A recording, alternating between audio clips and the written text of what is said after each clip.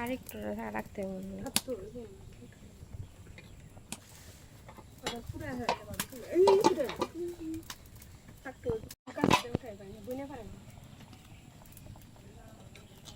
সুন্দর পাবো না ব্যাংকে দেবো একদম সুন্দর পাবো না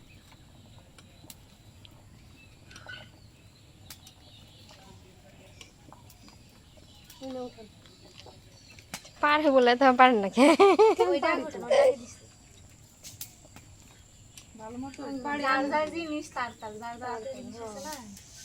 বাড়ি যায় আমি বানাইলাম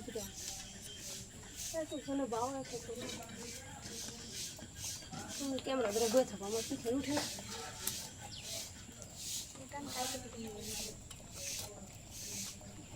কাছে দেখো দাও ভিতরে মেয়ে দিলে তো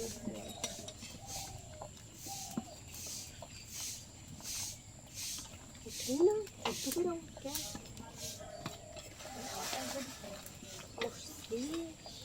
অনেক কষ্ট হচ্ছে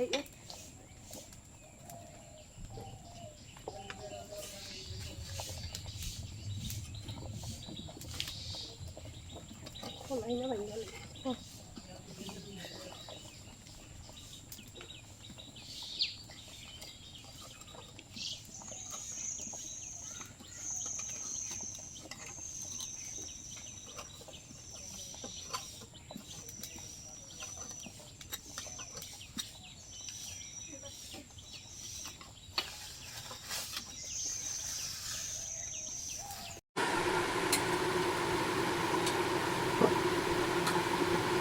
আদিকা হ্যাঁ বল দে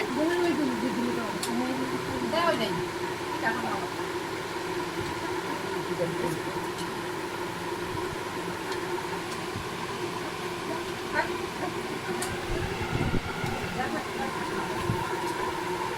কালকে পরে খাইছি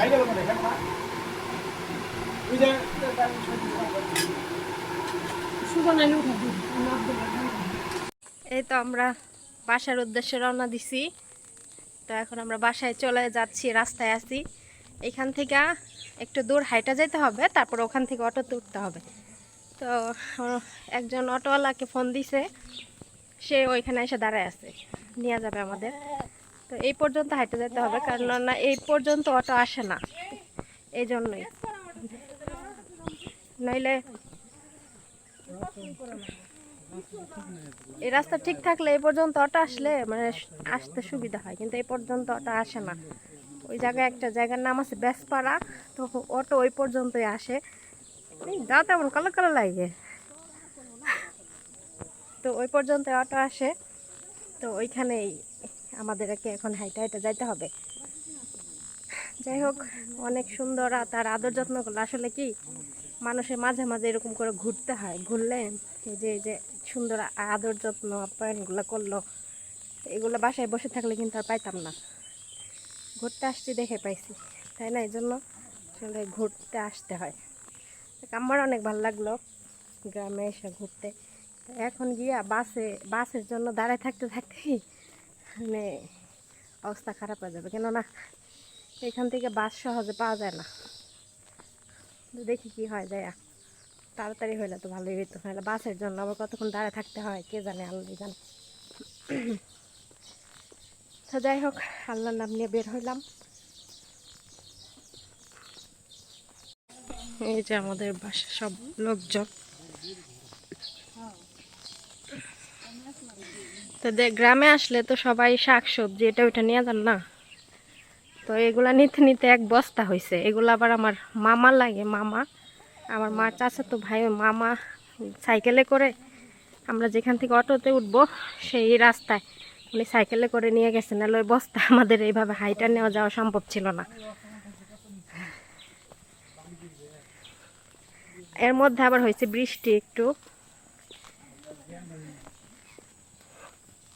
এর জন্য একটু ঠান্ডা ঠান্ডা আছে বৃষ্টি না হলে আর একটু গরম থাকতো এখন তো সন্ধ্যা হয়ে গেছে রোদ মদ নাই এখন একটু ঠান্ডাই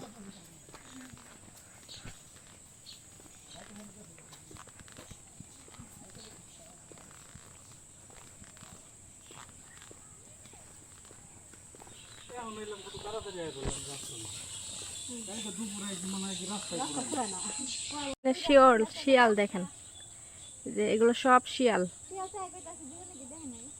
দেখছেন এগুলো সব শিয়াল। আমাদের বাড়ি বাহের পাগলা মেলা, কারা কারা চিনেন?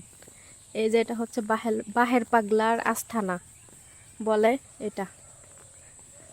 এই জায়গাটা মেলা হয় মনে হয়, কিন্তু এখানে তো গাছ, তাহলে যখন মেলা হয় এইগুলা কি করে? যখন মেলা হয় তখন এই যে ভুট্টা ক্ষেতের এইগুলো ভুট্টা থাকে না, বুঝছেন? এই পুরা এরিয়াতে মেলা হয়। ওই টিনের ঘর দেখতেছেন, ওইখান থেকে শুরু করে এদিক দিয়ে পুরা মেলা হয়। আর এটা হচ্ছে বাহের পাগলার আস্থানা। তো এখন তো মেলা হওয়ার না, সময় না, এই জন্য সবাই চাষ টাস করতেছে ভুট্টা। যখন হচ্ছে এগুলো উঠায় ফেলবে মেলার আগে, এগুলা ভুট্টা খেত মেত এগুলো থাকে না। আমি যখন গেছি তখন আমি এটা খেয়াল করি নাই, সত্যি কথা। আসার সময় এখন খেয়াল করতেছি। উনি তো মারা গেছে, উনি নাই, কিন্তু মেলা হয়।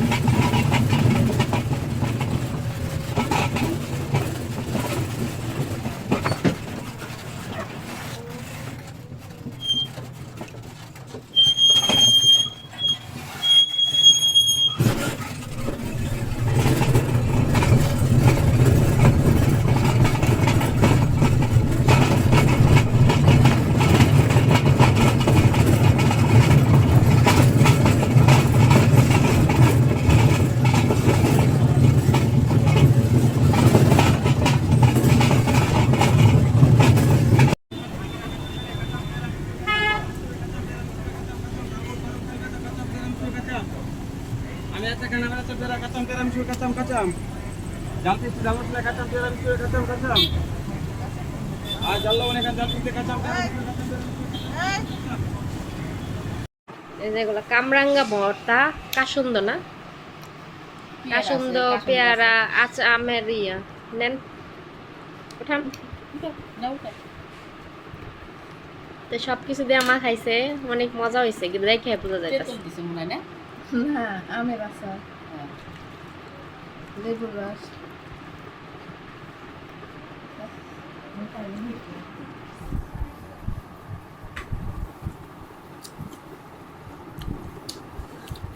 এখন মজা আছে। মিম খাইবে মনে হয়, ওই সময় আমারে কইলাম ভাবি তো মামি আপু বলে তো মামি আইছে। আমার ভাই রসমালাই কিনে নিয়ে আসছে। এত আনছস কে?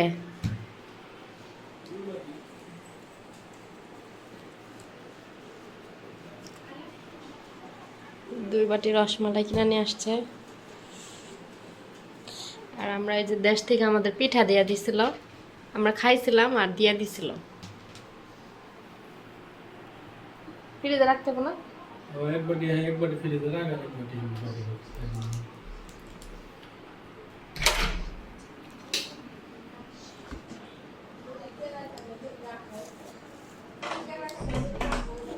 ফ্রিজেও তো জায়গা নাই, সব আচার এটার বয়াম দিয়া ভরা।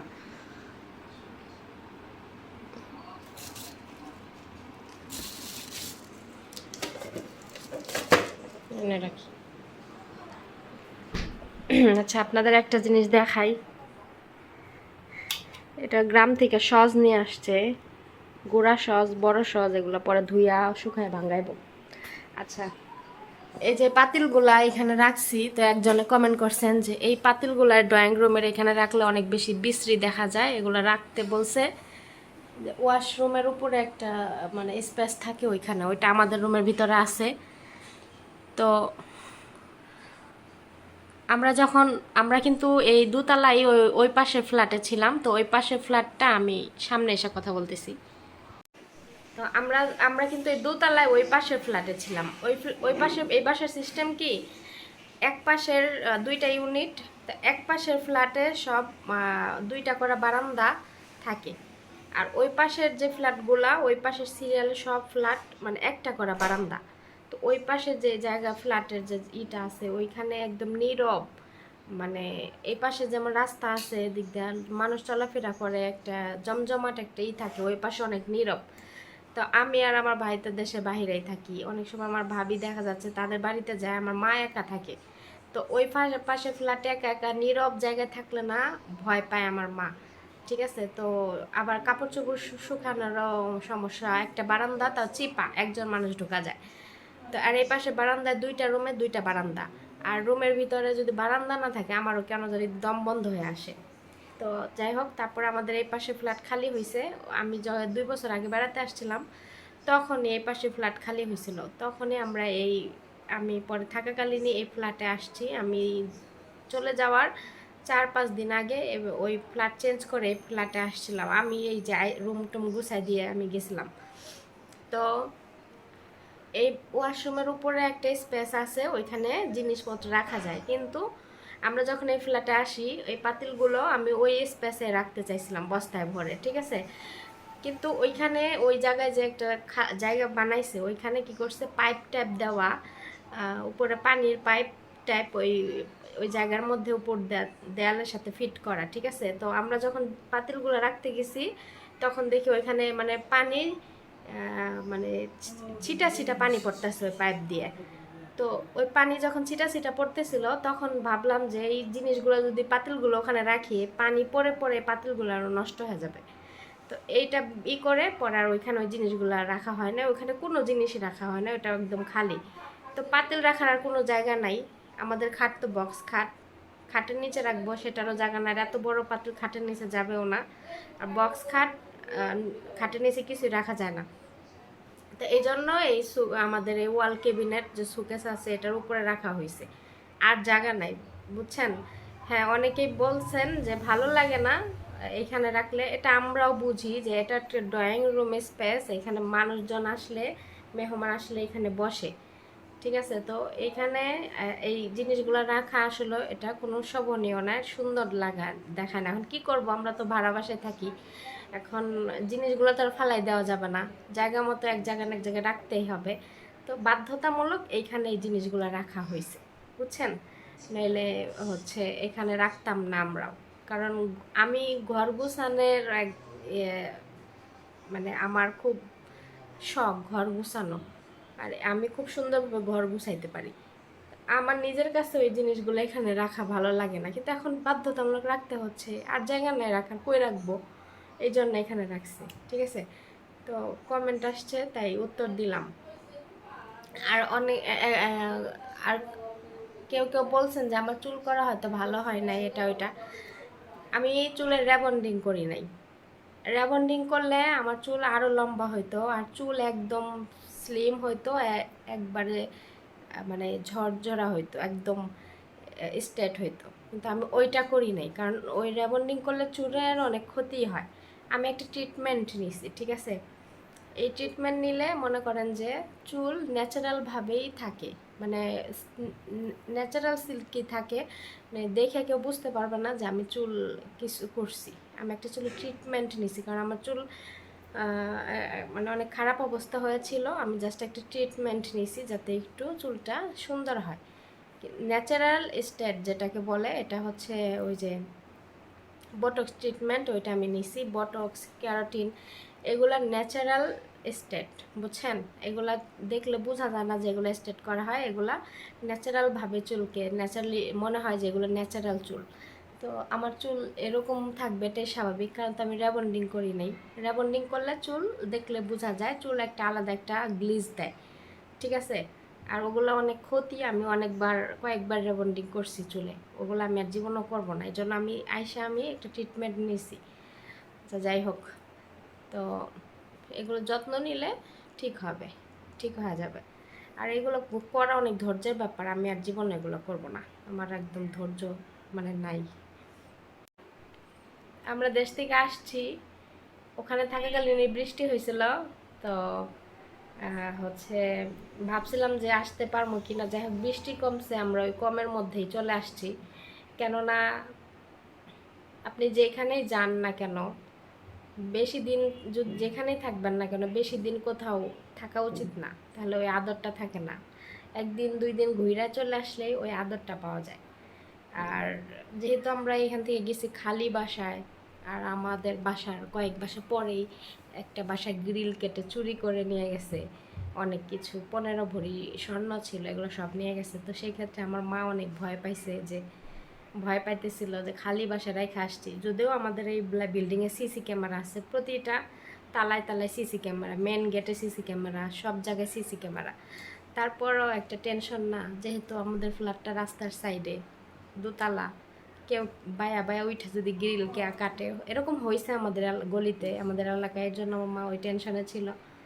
তারপর আমি বলছিলাম যে আমার যাইতে ইচ্ছা করতেছে না, তখন আমার মা বলতেছে কি যে তুই এই কথা ওদের সামনে বলিস না, ওদের সামনে যদি আমি এই কথা বলি ওনারা আমাদেরকে জোর করে রেখে দিবে। সত্যি আমার অনেক ভালো লাগছে গ্রাম। আর আসার পরে আমার কেমন জানি এখানে দম বন্ধ বন্ধ হয়ে আসতেছিল। ওখানে খোলামেলা একটা পরিবেশ ছিলাম না, অনেক ভালোই লাগছে। তো এখানে আসার পরে কেমন জানি ফাপড় ফাপড় লাগতেছে, এরকম লাগতেছিল। যাই হোক, আর অল্প কিছুদিন আসি, চলে যাব। অনেকে প্রশ্ন করছেন যে কবে যাব। এই তো আর অল্প কিছুদিন আছি, আর 2 সপ্তাহ আছি, তারপরে ইনশাল্লাহ চলে যাব। আর আমার ম্যাডামরা আমার খোঁজ খবর নেয় কিনা এটাও জিজ্ঞাসা করছেন। হ্যাঁ, আমার ম্যাডাম আমাকে প্রতিদিন মেসেজ করে, প্রতিদিনই ভয়েস করে, কথা বলে। তো আমার ম্যাডামকে যে আমি চা বানাই দিয়েছিলাম, চা বানাই কেমনে এটা বলে দিয়েছিলাম না, তো উনি চা বানায় নিয়ে গেছিলো, কিন্তু আমার মতো মজা হয় নাই।